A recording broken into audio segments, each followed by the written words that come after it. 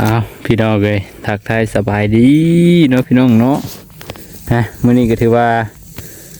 บ่ได้ไปเวียกมื้อนี้หยุดเกี่ยวข้าวซะก่อนลมแห้งเลย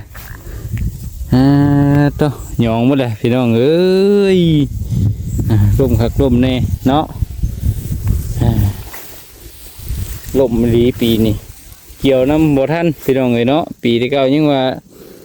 ได้จักตันเนี่ยมาตัดพี่น้องเนาะปีนี้จักตันเนี่ยสู่บ่ไหวแล้วพี่น้องเอ้ยนอกมื้อนี้ก็หยุดพี่น้องหยุดเกี่ยวข้าวหยุดเกี่ยวข้าวเกี่ยวน้ำซะก่อนพี่น้องเอ้ยลมแห้ง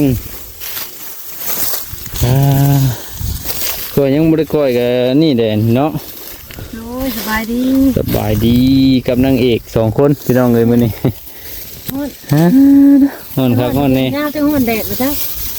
ฮ้อนแดดและแดดคักแดดแน่เนาะอันนั้นก็กกมะม่วงพี่น้องอยู่ทางคันคาย2 3 4ต้นได้กินหมากก็เบิดแล้วพี่น้องเนาะมีแต่ต้นหนุ่มมี่นะบ่ขึ้นพี่น้องเนาะหมากมี่กับหมากลำไยยังบ่ได้กิน